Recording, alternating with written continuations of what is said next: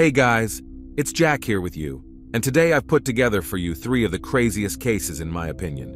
Which case gives you the creeps? Let me know in the comments.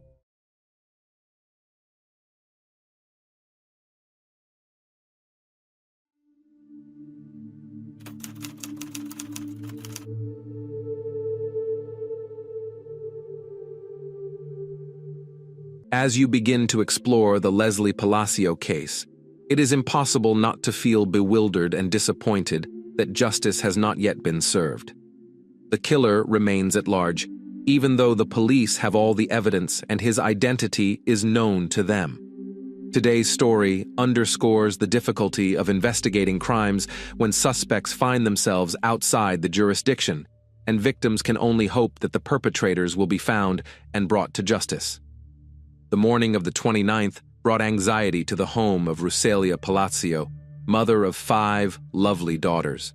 Her eldest daughter, Kayla, came down to the kitchen and reported that the bed in Leslie's room was untouched, her belongings were gone, and she clearly hadn't spent the night at home. One of the sisters joked that it must have been a pretty fun night at the club, and Leslie had probably stayed the night at Eric's. In fact, everyone became alarmed, since Leslie had never done this before. Over breakfast, Kayla kept glancing at her phone, expecting a waking Leslie to be about to text.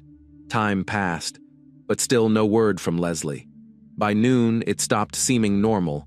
By late afternoon, Rusalia decided to go to Eric's house on her own and find out where her daughter had disappeared to. When the Palacio family members drove up to the house, they saw Eric's mother and his sister actively removing pieces of furniture and miscellaneous items from the house. Obviously, taking furniture out of the house is quite normal, but the situation itself and Mrs. Ibarra's crying face caused a very strange feeling for Rusalia.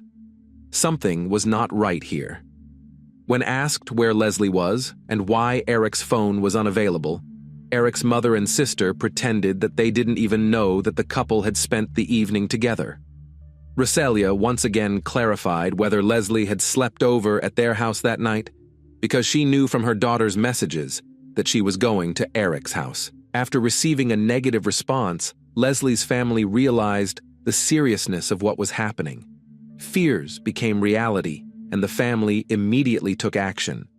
The older sister, realizing that Leslie could not have disappeared so easily, began calling local hospitals and searching the internet for reports of accidents in the last 24 hours. However, the search was unsuccessful, as were attempts to contact Eric. He had either turned off his phone or the phone was dead, as Kayla couldn't even hear the voicemail. Rusalia had no choice but to call the police. The next day, August 30th, Leslie was officially reported missing. The move was the first in an intense fight for justice. Leslie Palacio was born on May 5, 1998, in Las Vegas, Nevada, USA. Her short but full life was full of love and caring for her family. Always open and friendly girl became a source of joy in any company, as she valued everyone she met in her life and was reciprocated. Leslie dreamed of connecting her life with medicine. After graduating from high school, she entered the Las Vegas Medical College. In 2020, she was already confidently moving towards her dream of becoming a phlebotomist and worked part-time as a lab technician, combining theoretical knowledge with practical skills. Leslie proved herself to be a talented student. Her academic achievements were admirable. She was able to easily assimilate new material and always strive to deepen her knowledge. That is why the girl decided to work part-time as a laboratory assistant. Unexpectedly, Leslie realized that she had found her calling and soon became an integral part of the team. Colleagues considered the student not only a responsible and professional lab technician, but also a warm, responsive person. The girl's duties included conducting various analyses and tests, but for Leslie, this work was much more than just a fulfillment of duties. She saw her calling in the ability to make the process of taking tests as comfortable as possible for patients. Her caring and patience created an atmosphere of trust, and even those who were apprehensive about the procedure felt at ease in her presence. When the youngest of the nurses asked if Leslie was afraid of getting her hands pierced all the time, She laughingly replied that she now had a super ability to poke people. The young optimist's vitality was evident in her every action. By all accounts, Leslie had the unique potential to become a sought-after and valuable specialist in the field of medical laboratory diagnostics, and she would have, if not for a dramatic turn of events. Leslie has been used to helping and caring for everyone since childhood. As the second of 5 daughters, she took on the role of mother when Roselia Palacio worked as a hotel cleaner. Roselia recalled her daughter kicking her out of the kitchen when she tried to cook dinner after cleaning more than 15 hotel rooms in a shift. "Get some rest," Leslie gently urged her. Wanting to relieve her mother's burden after work, her daughter took it upon herself to prepare dinners and, in her characteristic easygoing manner, found cooking to be a source of inspiration. From then on, she always made sure her family members were very well fed, and even if she was away and couldn't make the family dinner herself, she always called home to make sure everyone had eaten. For Leslie, family came first, and she easily inspired her sisters with her energy and ideas. For example, even during the pandemic, Leslie didn't let sports disappear by organizing workouts in the backyard of the house. She taught her mother various exercises, and with her sisters she danced daily in front of the mirror to music. Her love of experimenting with hair color and image turned it into a joint business plan with her older sister to open a boutique. The sisters began designing and sewing dresses at home in their own unique style. When the coronavirus pandemic happened and Roselia was laid off due to downsizing, Leslie suggested her mother start her own small cleaning company and assured her that she would definitely help her with the cleanings in her free time from work and school. "Mom, we'll be fine soon, you'll see," she assured Roselia. At a family council, they came up with a name for the company, the Palacio Cleaning Service. At the time Leslie disappeared, her dreams were just beginning to be realized. Their family firm had landed its first contract. But on August 29, 2020, all of the Palacio family's plans and dreams came crashing down. At the end of August 2020, Leslie completed the lab assistant program, and the family firm also received a large order. The girl decided it was time to take a break from the stresses and worries and enjoy an evening of dancing and fun. Especially the restrictions due to the pandemic were gradually being lifted, and Las Vegas began to come alive. Unfortunately, none of the friends wanted to keep Leslie company. Although people were beginning to let go of their fears and return to their normal lives, they still felt nervous and anxious at the prospect of being in a closed space with lots of people. Leslie didn't give up hope of convincing someone to have fun and posted a post on Instagram expressing her desire to spend the evening somewhere. Unexpectedly, she received a message from Eric Rangel Ibarra. Leslie and Eric's parents had been attending the same church for 14 years and occasionally socialized. So the children had known each other since childhood, but had never interacted closely. Leslie knew what Eric liked. The guy texted her, showed her attention, but Leslie never reciprocated. She was polite to him, however. On any other day, Leslie would have declined Eric's desire to keep her company. But not this time. She was eager to dilute her ordinary life with a fun evening. The whole day passed in anticipation and anticipation. And when none of Leslie's friends wanted to keep her company, she accepted Eric's polite and warm offer to reminisce about Las Vegas nightlife. Sharing a night out with Eric seemed like a better choice than going nowhere at all. Expecting a fun adventure, Leslie had no idea what horrible events awaited her. But she probably had a premonition of something, trying to rationalize to herself that there was no cause for concern. Anyway, Leslie agreed with her sister that she would send her regular messages, telling her exactly where she was. She also told Kayla in great detail where she was going and with whom and what places she might end up in. After a while, the older sister received a strange message. "Can you believe Eric is totally not going to drink this evening? We're at a party, but it looks like I'm going to have to party alone." Afterward, the sisters exchanged joking messages on the topic of healthy living.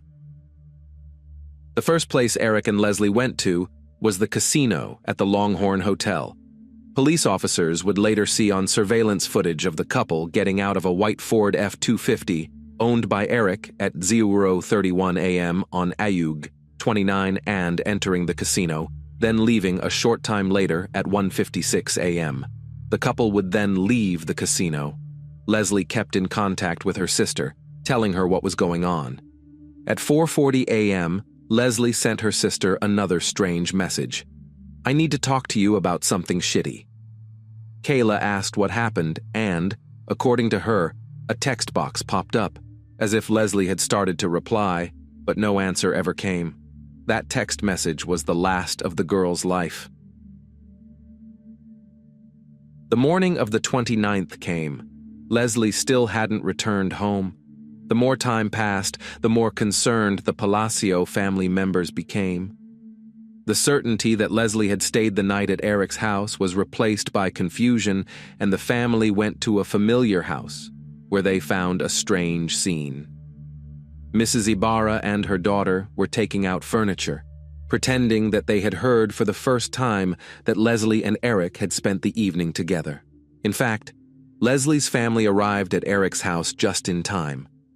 If they had arrived a few hours later, the investigation would have been significantly delayed.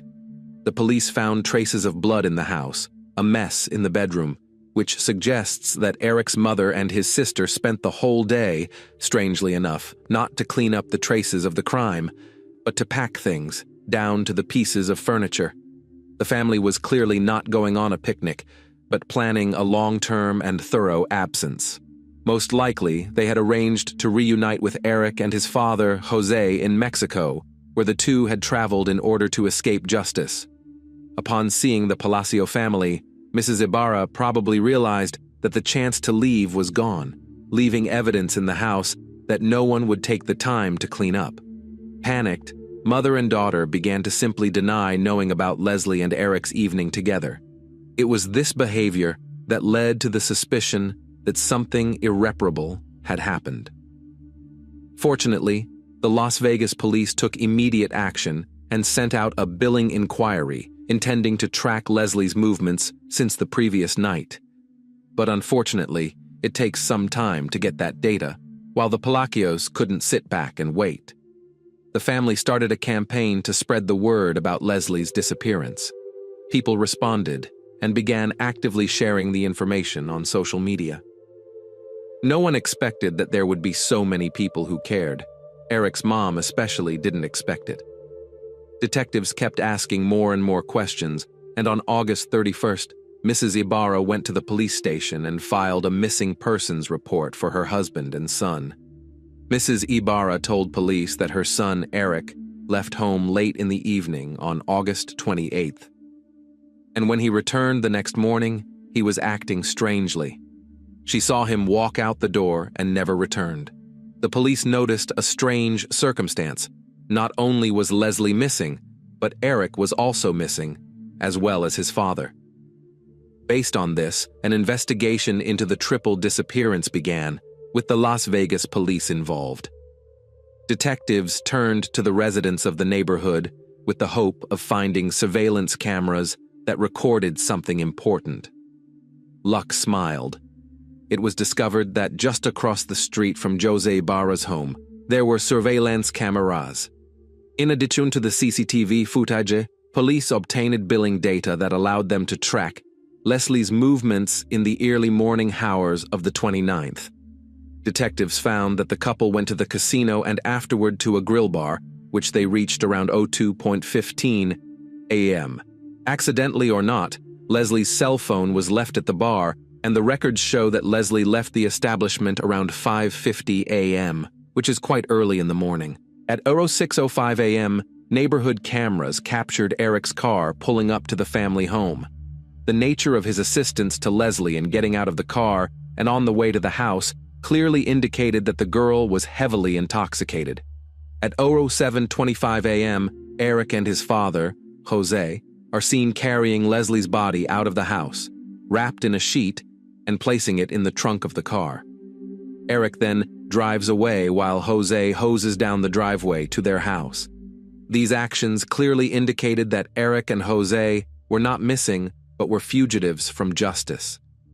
After police saw the footage, a search warrant was obtained for Ibarra's home. As a result, detectives uncovered a lot of additional evidence showing that Leslie had not left the house voluntarily. The house had been cleaned with cleaning products in an unsuccessful attempt. Latex gloves and trash bags were also found. But the most important piece of evidence was the discovery in Eric's room. Traces of blood were found on the floor and on Eric's bed, an obvious sign of assault. And without DNA testing, it was clear to investigators that the blood belonged to Leslie. From that point on, Leslie Palacio was no longer missing, and investigators focused their efforts on finding her body. Eric and Jose were reported missing. As investigators searched diligently for suspects, the shaken Palacio family made efforts as well. Rucelia asked members of the church community to help search for her daughter's body as search volunteers. Flyers and posters with Leslie's photo and images of Eric and Jose appeared on social media, newspapers, and street poles. The Palacio family is asking the public to intervene and help them find these two men involved in the girl's death, was the message on each flyer. The first major breakthrough in the investigation came when a license plate reader spotted Eric's car just 6 miles from his home around 10 a.m. August 29. He was heading back to his home just 4 hours after Leslie's alleged murder. The information uncovered made investigators realize that the location where Eric may have hidden the body was within a 4-hour drive of his home on the Nevada-Arizona border, or the Charleston Peak side, which is a huge area. So detectives were desperate for any additional information that could help them determine a more precise location. Once again, luck smiled on them when footage was recorded at a gas station 40 miles north of Las Vegas, showing Eric's car pulling off the highway toward the Valley of Fire National Park. The car backed up 20 minutes later with muddy tires. The find narrowed the search and pointed to the possible location of the body within 20 miles of the gas station. The mud on the tires suggested that Eric had driven off the road at some point. Detectives began searching the area. Police and volunteers combed through hundreds of acres of land, and on September 9, during a second search, they found Leslie Palacio's body hidden near a bush. News outlets immediately spread the word. The body of 22-year-old Leslie Palacio has been found near the Valley of Fire, 11 days after she disappeared. A reporter joined the report, providing additional details about the prime suspect, 25-year-old Eric Rangel Ibarra. The Valley of Fire, where the body was found, is known for its hot climate, which led to rapid decomposition of the remains, and forensic experts were unable to determine the exact cause of death. Locals reacted to Leslie's death with horror and fear. Some became afraid to go outside because of the constant thoughts of the unquote criminals involved in the murder. The day after the body was discovered, September 10th, many friends, relatives, neighbors, and just random people in the area gathered to honor Leslie's memory. People took candles that were used for the nightly vigil and placed them in front of the girl's house. They also said they wanted the man responsible for her death to pay for what he did. The fight for justice was not even close to being over at this point. The next major breakthrough came when Eric's car flashed in Moreno Valley, California. Police eventually contacted Eric's cousin, and he reported that he had driven Jose and his son to San Isidro, where he believed they planned to cross the border into Mexico. The Las Vegas Police Department requested assistance from the FBI because it was not possible for them to resolve the jurisdictional issue on their own. The investigation slowed down. Then, on January 19, 2021, 4 months after the discovery of the girl's remains, Eric's father, Jose, turned himself in at the border. Everyone was greatly relieved that at least one fugitive was now in custody. The man was quickly extradited back to Clark County and charged with destruction of evidence and accessory to murder. During interrogations, Jose tried to minimize his involvement in the crime, explaining the story of the trip to Mexico by his son's strange behavior on the morning of August 29th. However, investigators, showing surveillance video footage, debunked his false claims. The footage clearly showed him helping carry Leslie's body out of the house and washing the driveway. Faced with the evidence, Jose changed his testimony. He said he was working in the garage when Eric brought Leslie's body, wrapped in a sheet, into the garage. According to Jose, he panicked and helped his son load the body into the truck, assuming that Leslie had died of an overdose of illegal drugs because he saw no visible injuries on the body. Court documents indicate that Jose initially told police that, according to Eric, Leslie died of an overdose of illegal drugs. Jose also explained that Eric immediately talked about wanting to end his life, blamed himself, and so he decided that the best thing to do for his son was to take him to Mexico. When investigators asked Jose for Eric's current whereabouts, he explained that as soon as the two of them entered Mexico and boarded the bus was searched by Mexican authorities. He and his son got scared and decided to split up, thinking that apart it would be harder for the authorities to find them. For this reason, he would love to help the investigation, but has absolutely no idea where his son might be. On June 18, 2021, Jose formally pleaded guilty to destruction of evidence and accessory to murder. Despite the horrific characteristics of his crimes, Jose Ibarra was sentenced to only 2 years in the Clark County Detention Center, causing shock and dismay in the community. The Palacio family was shocked and outraged by Jose's lenient sentence, which they felt was unjust. During the pandemonium, Jose Ibarra joined the court proceedings virtually, while Leslie's family and friends attended in person. They urged the judge to impose a harsher sentence, arguing that 2 years was not enough for an accessory to murder who helped dispose of the body and hid the perpetrator. Jose Ibarra pleaded guilty and tried to apologize to Palacio's family, saying his love for his son outweighed him. He expressed regret for his actions. However, Leslie's family did not accept his apology and did not consider it sincere. To date, Eric's whereabouts remain unknown, and he continues to live a free life in Mexico. Jose was released on April 28, 2022.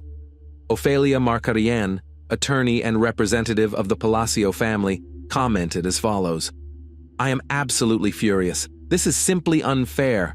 Not only is the main suspect not in custody, now the one who was involved in covering up the murder is back in custody after serving 8 months and 15 days. Over the past 3 years, the Palacio family has never gotten justice.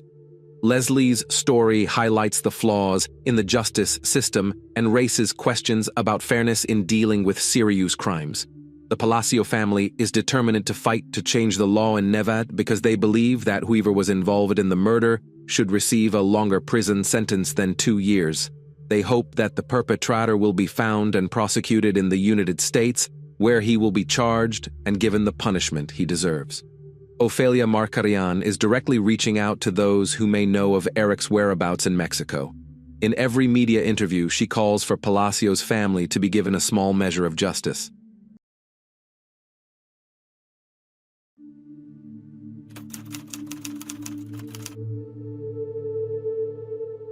Greed, envy, and the desire to get wealth without much effort often push people to commit the most heinous and cynical crimes. Sometimes it is hard to imagine what cruelty a person is capable of for the sake of quick enrichment, for example, the murder of a close relative. The story of Elizabeth Vasquez is truly shocking and horrifying. This kind and hard-working woman all her life worked for the good of her family, striving to give her beloved daughter all the best, including a good education. But the greedy heiress, along with her boyfriend, did the unthinkable. This complex case for several years stirred the press and shocked the public with its inhumanity, showing how a young woman can easily decide to kill her own mother. Let's try to understand how in a prosperous and well-to-do family grew a real monster, devoid of any feelings of pity, remorse, or conscience. The large and happy Vasquez family.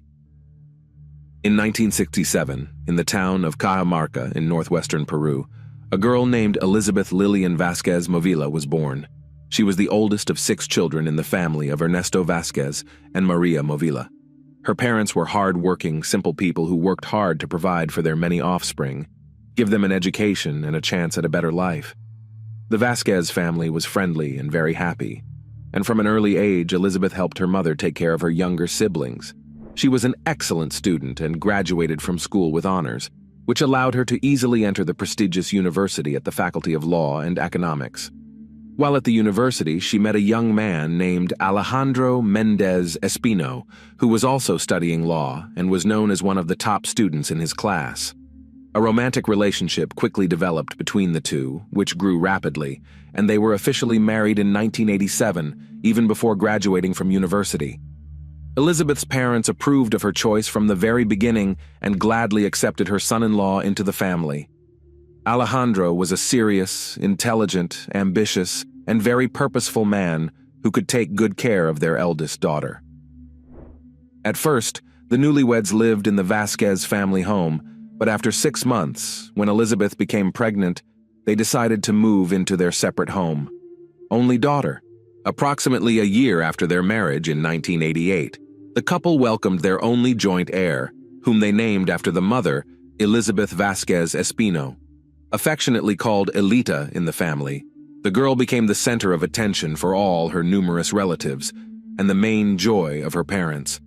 Several years after the birth of their daughter, the couple, whose careers were steadily ascending, decided to move to Peru's capital, Lima.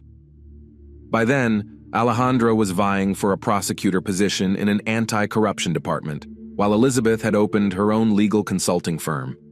Both worked tirelessly for the benefit of their family, but unfortunately couldn't spend enough time with their young daughter. Confronted with an unsatisfactory experience hiring a nanny who didn't fulfill her duties conscientiously, the young mother decided to send her daughter to her parents in Cajamarca for them to take care of the heiress. Maria and Ernesto readily agreed and were overjoyed to have their granddaughter live with them for a while. Notably, their youngest daughter, Giovanna, Elita's aunt, was only a couple of years older than Elita, so they immediately got along and interacted like real sisters. Due to their total commitment to work, the parents rarely saw their daughter, and compensated by showering her with gifts during visits. Elita's stay at her grandparents' home stretched over several years, and when her parents decided to bring her back to their home in Lima, she had already started school. It's worth noting that the abrupt change in environment did not benefit the girl, and she took quite some time to adapt to life in the bustling, noisy capital after the quiet, almost provincial Cajamarca. The challenging parent-daughter relationship. As a child, Elita was a quiet and well-behaved kid. She strove to excel academically, engaging in music and foreign languages. She shared a warm and trusting relationship with her parents, who tried to compensate for the years of enforced separation. Elizabeth aimed to be not just a mother, but also Elita's best friend, someone she could share her deepest thoughts with. This remained true until Elita turned 15.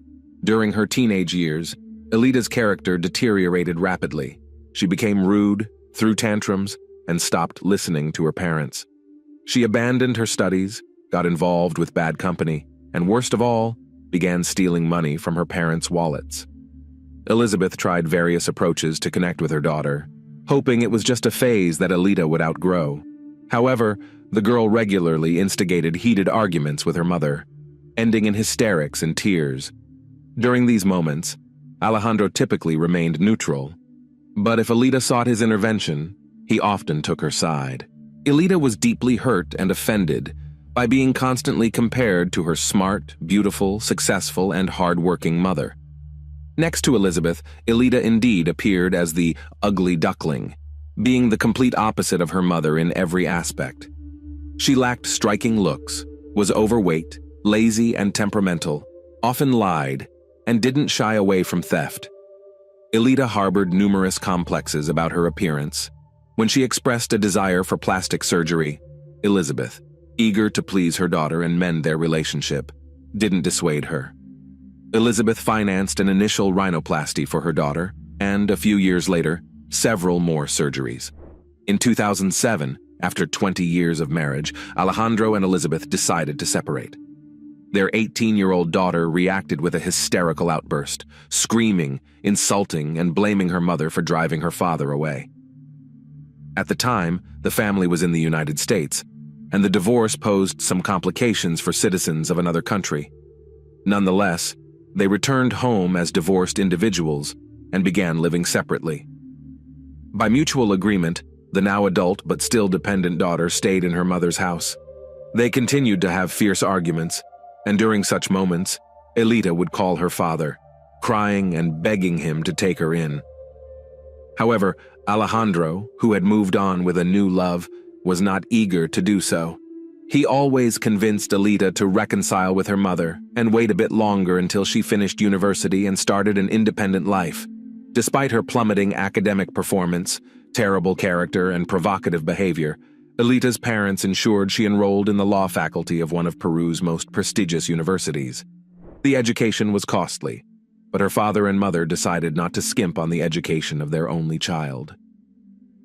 Elita's unreliable boyfriend, Elita, had her fair share of teenage romances, but at 19, she fell genuinely in love for the first time. It all started one Sunday morning at church, where she met a charming young man named Fernando Gonzalez. He couldn't take his eyes off her during the service, and afterward, he approached her to introduce himself. To Elita, Fernando seemed like a prince, handsome, attentive, with a pleasant voice. He invited her for coffee and a chat. As it turned out, he had a habit of scouting churches for young, well-dressed girls who arrived in luxury cars, then would strike up a conversation, charm them, and play on their sympathies. He'd spin tales about his difficult childhood in a large family abandoned by their father, how he was now supporting his mother, brothers and sisters by working multiple jobs. Wealthy and naive girls would sympathize and give him money. Sometimes he managed to maintain a wealthy girlfriend for a few months, but typically, they'd leave him once the truth was revealed. He was just an unemployed slacker who loved the high life. Elita fell easily into Fernando's trap due to her complexes. Always considering herself unattractive, she couldn't believe such a handsome man noticed her and was ready to give him everything she had, or rather, everything her mother had. She opened up to her mother about everything, leading to their first candid conversation in years. Elizabeth thought she had a chance to mend their relationship, especially since Elita had met the boy in church, which seemed promising and assumed he must be a good person. Upon their first meeting, Fernando managed to make a positive impression on Elizabeth. He told her his dramatic life story, and she believed him, deciding that such a good boy deserved help. She rented a cozy apartment for him near central Lima, agreeing to pay 70% of the monthly rent. She also paid for his business school tuition, promising him a job in her company later on. It seemed that Fernando gratefully accepted her generosity, ready to start studying. However, he had no interest in attending boring lectures or working. He just wanted to have fun and spend someone else's money. He gladly moved into the rented apartment but never paid anything towards it, claiming to be broke and promising to pay back later. Soon it became clear that Fernando only attended a couple of business school classes before quitting. After a serious talk with Elizabeth, he seemed remorseful. She decided to give him a second chance and employed him as a courier in her company. On his very first day, he not only failed to complete a simple task, but also betrayed other employees who had entrusted him with important documents. Elizabeth finally realized that this young man had charmed her daughter only to leech off her for his own needs. He had no intentions of studying or working. She then forbade Elita from seeing him, which provoked her daughter's anger and resentment. Elita screamed and cried, accusing her mother of trying to ruin her life and take away her happiness. She refused to listen to reason and insisted she would continue seeing Fernando. Failed attempt to separate the couple. Elizabeth decided to send her daughter to her parents' home for a while, naively believing that if Elita didn't see her boyfriend for a few months, her feelings would cool down, and Fernando would find another rich fool to exploit. But Elizabeth was greatly mistaken. Elita continued to communicate with her boyfriend through calls and social media, and her resentment towards her mother only grew. Fernando had to move out of the rental apartment after Elizabeth refused to pay for it. However, he found a smaller place, rented for him by his young lover with her mother's money. Alida had some financial freedom, being a spoiled child, and could freely use some of her mother's accounts. When the summer break ended and university resumed, Alida immediately rushed to meet her boyfriend, who once again asked her for money. She withdrew a substantial amount from her mother's account and gave it to him, leading to a serious confrontation with her mother later that evening upon noticing the missing funds. Elizabeth then decided to block Alida's access to her accounts, giving her only a small weekly allowance for personal expenses. This decision further strained their already tense relationship. They barely spoke, mainly engaged in arguments, and Elizabeth's attempts to reach out to her daughter were unsuccessful. The monstrous plan. During one of their romantic dates, when Alida couldn't bring Fernando the money he demanded, he became furiously angry. He cursed Elizabeth, screaming that she had plenty of money but wouldn't give any to her only daughter, then added that if Elizabeth were gone, adult Alida would inherit all her wealth, and they could live luxuriously. This terrible idea took root in Alida's mind, growing stronger each day. She constantly talked about how much she hated her mother, blamed her for all her misfortunes, and fantasized about how wonderful it would be if her mother disappeared. The young lovers began to devise a monstrous and cynical plan to eliminate Vasquez, also considering whom they could involve as accomplices. At that time, Elizabeth had nearly $3 million in her accounts, owned a successful business that could be sold, a large house in an elite area of the capital, several cars, and her life was insured for a significant amount. In the event of her death, all of this would be inherited by her only child, Elita. Elizabeth seemed to sense danger. She realized she couldn't separate her daughter from the mercenary and deceitful young man who negatively influenced her. The situation was escalating and could resolve in the most unpredictable way. Being an experienced lawyer, Elizabeth drafted a will stating that in case of her sudden disappearance or untimely death, all money and property should go to Ernesto Vasquez, her father. She even managed to visit her parents and tell them about her decision. Meanwhile, Alida planned to stage the kidnapping and murder of her own mother by suspected criminals who would never be found. She and Fernando decided to involve a tough guy, Jorge Carnejo Ruiz, promising to pay him generously for his services. He accepted the offer without a second thought. A crime against his own mother. On January 24, 2010, 21-year-old Alida met with her 23-year-old boyfriend to finalize the plan for the crime that was to take place the next day. She was calm and collected, already envisioning how she would spend the millions she had inherited. The next morning, January 25th, citing ill health, Alida did not go to the university and stayed home. When her mother left for work, Fernando and Jorge were already lurking outside the house, waiting for Alida to distract the guard and sneak them inside. Alida approached the guard on duty and asked him to buy painkillers from the nearest pharmacy, which was only a 5-minute walk away. This brief absence allowed the young men to sneak into the house and hide in the master bedroom. When Elizabeth returned, Alida loudly dropped a glass in the kitchen, signaling her attackers to gather. When Elizabeth entered her room, Fernando knocked her to the ground and began choking her, with Jorge holding her down. Miraculously, Elizabeth managed to break free and run out into the hallway, where her own daughter kicked her in the head. While Elizabeth was unconscious, they tied her up. However, their plans were disrupted by a young servant girl, Maria Celine, whom Alida tricked into another room and locked her in. When Elizabeth regained consciousness, her daughter, boyfriend, and their accomplice brutally tortured her, trying to find out the code to the safe and passwords to her bank accounts. Terrified, Elizabeth knew her daughter was in trouble, but had always blamed it on Gonzalez's bad influence. Now, however, she saw the monstrous nature of her only daughter. Elizabeth managed to loosen the restraints and fought back against her daughter, scratching and punching her until Fernando knocked her to the ground. An enraged Alida kicked her mother and finally, in a fit of rage, grabbed a pillow and smothered her until she stopped showing signs of life.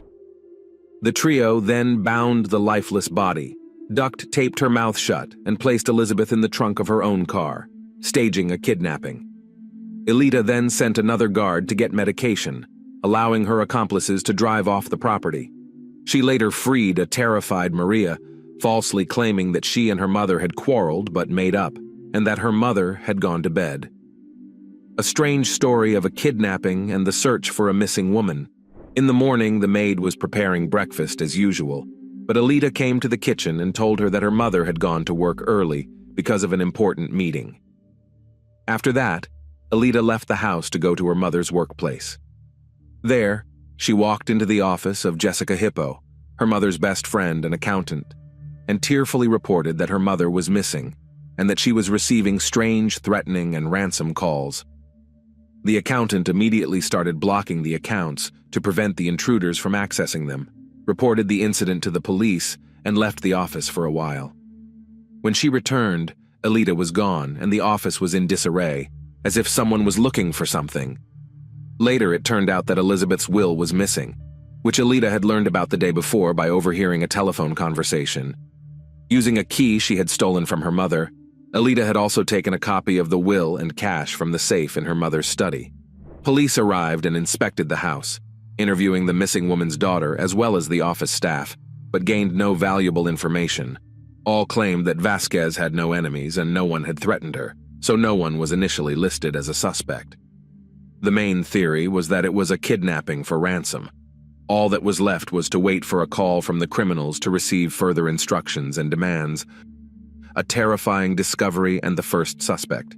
The day after Elizabeth's disappearance became known, it was reported that her car was found abandoned in a vacant lot outside of town. The interior was empty, but when law enforcement officers opened the trunk, they were shocked by what they found. Inside lay the lifeless body of a missing woman with signs of beatings. Forensic experts counted dozens of bruises, severe head trauma, and rope marks on the victim's body, indicating that the woman had been tied up and tried to free herself. It was also determined that Vasquez's death was caused by asphyxiation. Particles of blood and epithelium were found under her fingernails, indicating that she had resisted. It was now necessary to determine who the blood belonged to. At the lineup, Alita appeared as a grief-stricken daughter. She cried, wailed, and seemed almost unconscious. However, at the interrogation, she behaved quite differently. She was calm, even cold-blooded, and the questions of the investigators, she was visibly annoyed. In addition, she constantly contradicted herself in her testimony. When the police decided to check the information about the calls from the kidnappers and sent a request to the cell phone company, it turned out that Alita did not receive any calls. It also turned out that in the days before and after her mother's disappearance, Alita had been in frequent contact with one Fernando Gonzalez, who they also decided to question. However, the young man either insisted on his innocence or remained silent. Irrefutable evidence and an arrest. Elizabeth's maternal grandparents were in charge of her funeral, while Elizabeth herself was indifferent, thinking only about how to get out of the situation, stay free, and save money. She called her father, who was already aware of what had happened, and crying, told him of her innocence and asked for help. Her father advised her not to talk too much, and promised to get her out of the situation, even though he knew perfectly well who had committed the crime. However, he did not want his daughter to go to prison because it would have cast a shadow of shame on Alejandro, who at the time held the high office of Justice of the Peace and President of the Supreme Court, and was a powerful and respected man. Meanwhile, forensic results showed that the blood and skin particles under the deceased's fingernails belonged to her daughter. Alita tried to claim that she had a serious quarrel with her mother, and they briefly quarreled, but then made up. However, no one believed her anymore. Further inspection of Elizabeth's room with special equipment revealed numerous wiped traces of blood throughout the house, including in Alita's room, despite her attempts to wipe away the evidence. Alita's story that she had an argument with her mother in the evening, but then made up, and the claim that her mother left early for work the next morning and was never seen again, quickly fell apart. She contradicted herself, first saying she had not gone into her mother's room, and then remembering that she had. The ransom calls were completely fabricated by her. The testimony of the maid Maria Chalin played a decisive role in the case. She told how on the night of the crime, Alita locked her in a room from where she heard Elizabeth's screams and sounds of struggle, but could not help. After that night, she never saw her employer again, and Alita insisted that everything was fine with her mother, who had simply gone to work early. All of this led to the arrest of Elita and her boyfriend, the criminal trio, and the battle for the inheritance. Elita was arrested at her mother's house. Her boyfriend was detained a few hours later at an entertainment establishment, and the next morning, Jorge was arrested, betrayed by Fernando, who tried to blame the crime on him. It is noteworthy that it was Gonzalez who first began to testify, hoping that cooperation with the investigation will benefit him and help to mitigate the sentence. Meanwhile, Alejandro hired the best lawyers for his daughter, but realized that she will not be able to escape punishment. At the same time, he began to deal with Vasquez's inheritance, intending to take it for himself. Since the will had disappeared and the heiress was facing a long prison sentence, he claimed that he and Elizabeth had never divorced, but simply lived apart, remaining legally married. Meanwhile, Ernesto Vasquez, Elita's grandfather, decided to visit his favorite granddaughter in prison to look her in the eye, as he could not believe that the girl he had known and raised since infancy could commit such a horrible act. However, Elita behaved arrogantly, shouted, insulted the older man, and stated that she did not wish to see him again. This encounter upset him greatly, leading to a heart attack from which he was unable to recover and died 6 months later. The Vasquez family was unable to prove the existence of the will left in Ernesto's name, as the document disappeared from Elizabeth's office and the notary's database, seemingly taken care of by Alejandro. All documents and references to the couple's divorce also mysteriously disappeared, giving Alejandro the right to claim the deceased's inheritance. The trial and the verdict. Despite attempts by Elita, Fernando, and Jorge to shift the blame onto each other, the investigation successfully reconstructed the events of that fateful evening and established the role of each participant in the crime.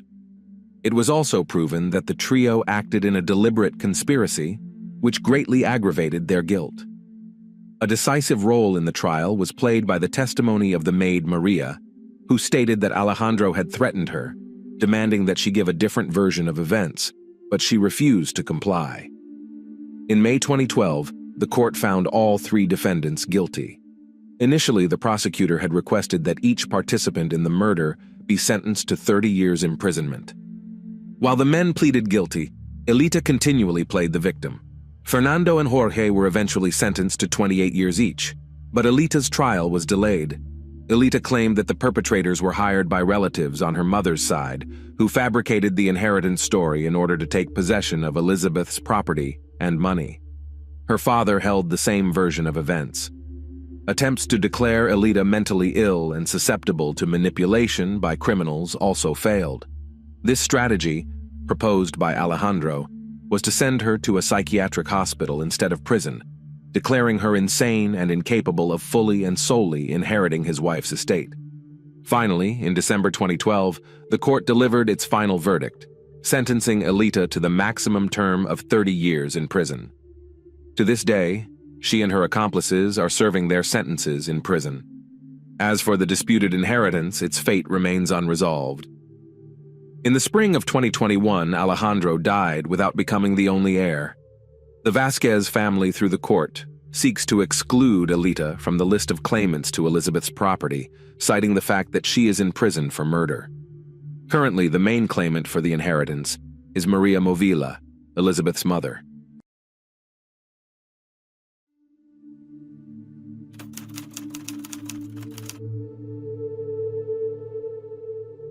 According to psychologists, most often teenagers commit offenses for 3 reasons: the desire to assert themselves and gain authority among their peers, alcohol addiction, or addiction to illegal drugs, but most importantly, a sense of impunity. Even for the most serious crimes, minors often receive minimal punishment because their young age is taken into account. In our story today, a schoolgirl named Mackenzie Sharilla became the perpetrator of a terrible tragedy that took 2 lives at once. However, the girl herself did not feel remorse for her crime, and at the trial stated that she could do almost anything while staying alive, but she does not consider herself cool.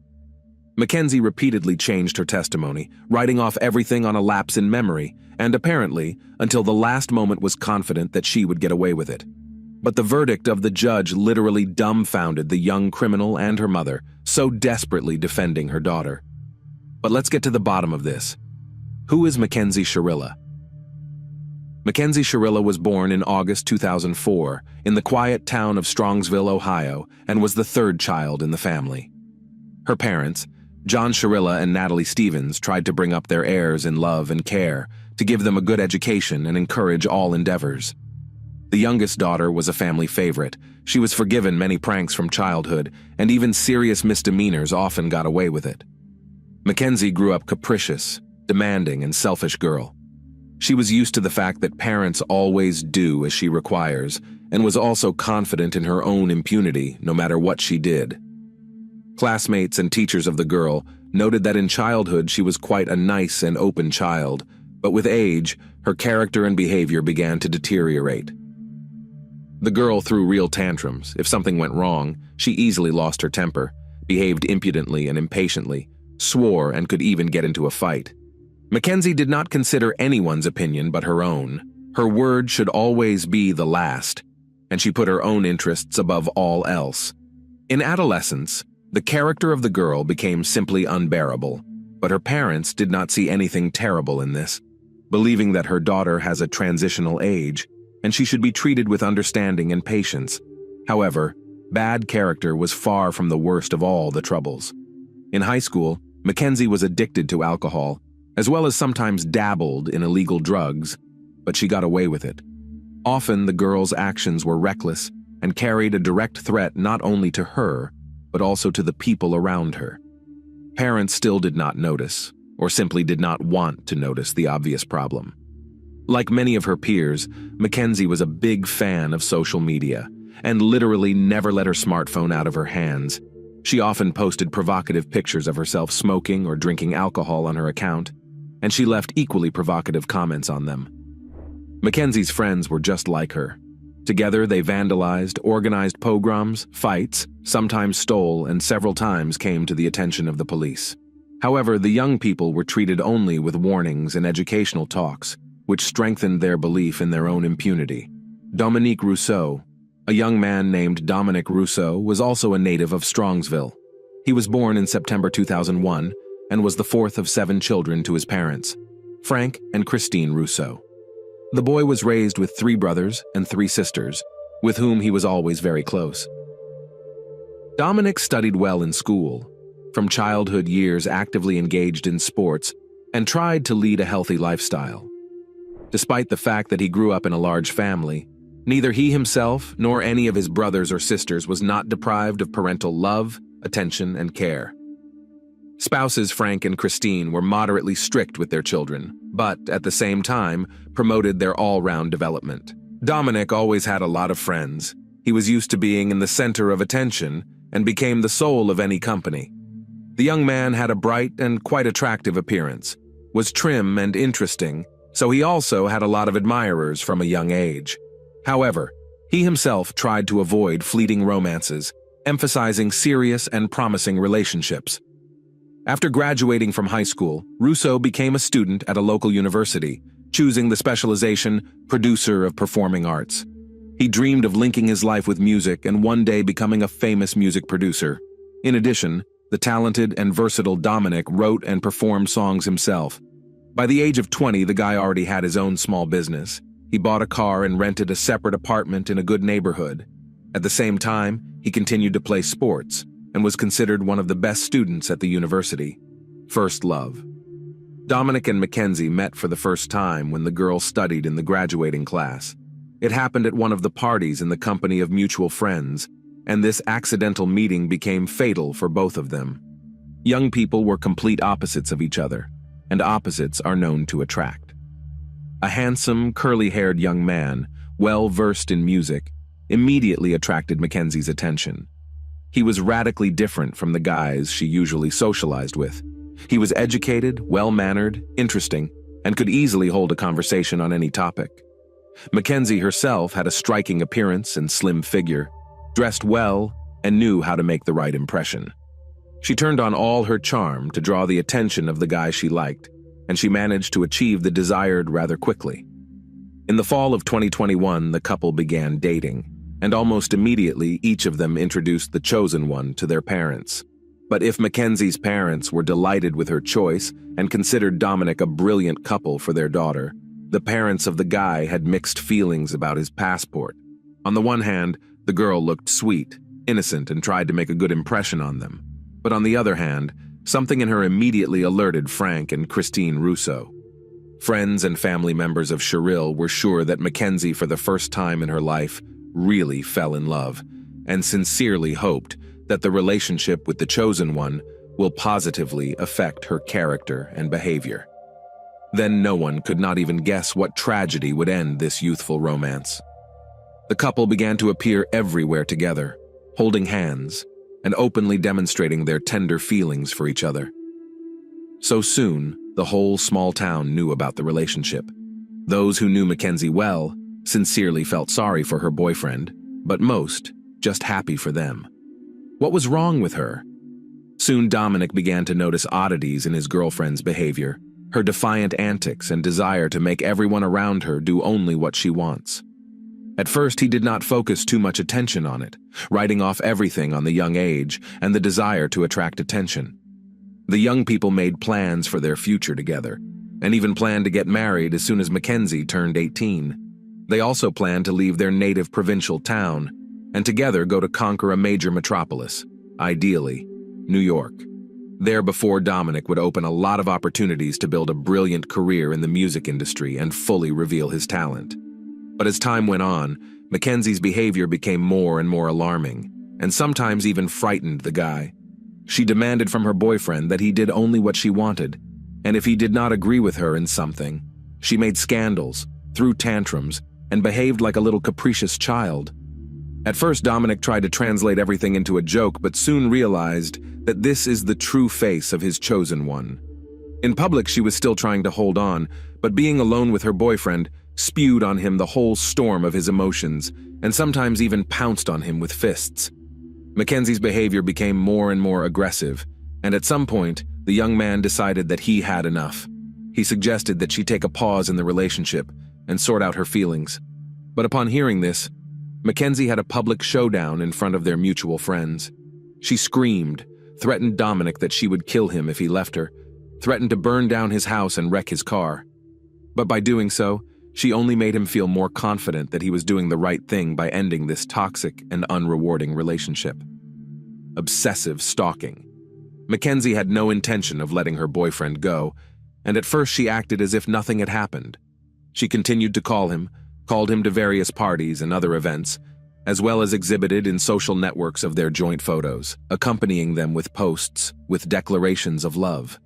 When Dominic firmly told her that everything is over between them, she literally went mad with anger and rage. Mackenzie went to his house almost daily and shouted all sorts of nasty things, insults and threats under his windows. She called him from different numbers, left messages on his answering machine, wrote on social media and emailed him.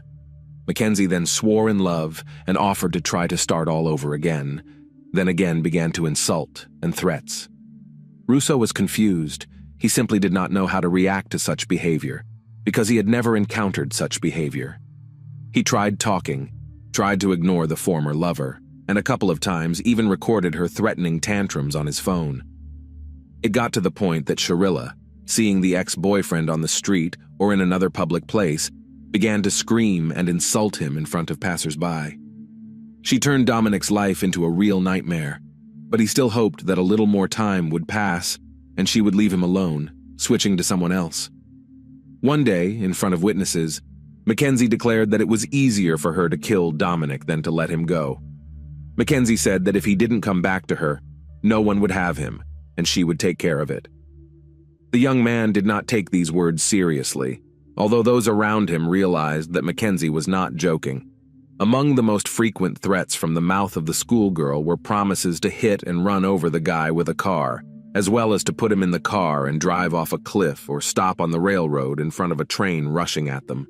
Each option sounded terrifying, and each of them Mackenzie described in detail, as if she had planned it all out long ago and was just waiting for the right moment. An unexpected reconciliation. When Mackenzie realized that threats and insults would not help her to get Dominic back, but only distanced him, she decided to change her tactics. Mackenzie became sweet and charming again, stopped pressuring and harassing her ex-boyfriend, and instead tried her best to pretend that she realized her mistakes and wanted to change for the better. She talked about the upcoming enrollment, asked to help her choose a university, and also claimed that she had gotten smart, and most of all was now concerned about the final exams. Such changes pleasantly surprised Dominic. He, in spite of everything, still had tender feelings for the former girlfriend and decided out of kindness to help her with university enrollment. Therefore, they again began to see each other and communicate. Gradually, the couple became close again. Dominic began to invite Mackenzie on dates, sought to spend all his free time with her, and believed that she had changed, matured, became more serious and responsible. He did not notice how he fell in love with her again, and all the former offenses remained somewhere in the past. However, this time the young people were in no hurry to announce to all friends and acquaintances about their reunion. Their meetings were more like secret dates, where they just enjoyed each other's company, avoiding the close attention of others. When Dominic's own brother Angelo learned about what was happening, he suggested that nothing good would come of it, but the young man in love did not heed his words. A devious plan. While Dominic naively rejoiced at being reunited with his girlfriend and the changes he thought had happened to her, Mackenzie herself hatched a terrifying plan of reprisal against the young man. She was so fascinated by the idea of a car and a spectacular car crash that she began to work out this scenario in detail. In her free time, she spent hours driving around the city, choosing a place suitable for the realization of her plan. However, there were no high and steep cliffs nearby, and going out on the tracks while waiting for a train seemed to her an unreliable idea. One day, Sharilla drove into a nearby industrial area, a fairly secluded place with no cameras on the way, and very few cars in the area. The schoolgirl's attention was drawn to a huge brick wall, and her sick imagination immediately conjured up a new, no less horrible plan. She decided that if she accelerated to the maximum possible speed and crashed into the wall, it would be no less spectacular than falling off a cliff into an abyss. It should be noted that initially Mackenzie planned to die together with her lover, so that their story was retold by all the inhabitants of the city. She even told her best friend about it, but her friend simply did not believe in the seriousness of her intentions because Mackenzie had visited such delusional ideas before, but everything was limited to empty conversations. A terrible realization of the plan and an accidental victim. At the end of July 2022, just a week before her coming of age, Mackenzie suggested to Dominic that they go to an upcoming party hosted by their mutual friends. It would be a good opportunity to have fun, to unwind, and to let everyone know that they were back together and loved each other dearly. The young man readily agreed. He still didn't feel threatened by Mackenzie and believed in the sincerity of her feelings and intentions. The event was scheduled for Saturday, July 30th. Dominic and Mackenzie appeared in the middle of the party, holding hands, which immediately attracted the attention of those present. They looked happy, smiled, and openly showed affectionate feelings for each other. Friends were sincerely pleased with their reunion and noted that they are a very beautiful and harmonious couple. All evening and all night, the young people had fun, willingly photographed and without shyness, kissed in front of everyone. But no one even guessed what a terrible tragedy would end this party. The couple drank a little, however, like everyone else at the event, but Mackenzie, secretly from everyone, took a dose of illegal drugs, so to speak, for courage, so as not to change his mind, and at the last moment did not hit the brakes. In the morning, Russo and Sharilla said goodbye to everyone and headed for the car, but then a friend of the guy, Davian Flanagan, followed them and asked them to give him a ride home. Mackenzie tried to object, saying they had plans of their own, but Dominic saw no problem with giving his friend a ride. Not wanting to fight, arouse suspicion, or change plans, Mackenzie agreed, signing Davian's death warrant. Despite her lover's objections, Mackenzie got behind the wheel of the car. Her boyfriend sat next to her in the passenger seat, and her friend sat behind him. The car started and slowly pulled away from the party venue, heading out on its most recent trip. On the main street, Mackenzie drove quietly, keeping to the speed limit and trying not to draw attention to herself. At a stoplight, she stopped, though the road was empty, Mackenzie once again considered her plan, while her passengers dozed off. She later claimed that she wanted to die in the accident, but the perpetrator was obviously lying because she had fastened her seatbelt during the last stop, while her passengers remained unbuckled. When the light turned green, she drove off, quickly picking up speed, and then took a sharp turn onto a poorly lit secondary road leading into an industrial area. Obviously, the guys didn't immediately realize what was going on, if at all. It was as if the devil himself had possessed the driver. The car accelerated to top speed, but Mackenzie continued to press hard on the gas pedal, steering the car into a blank brick wall. A bystander and a miraculous rescue. There wasn't a soul in the industrial area early Sunday morning, so no one saw the accident or rushed to help. Only one woman who lived on the outskirts, not far from the scene of the accident, heard the bang and was not too lazy to go outside to see what was the matter.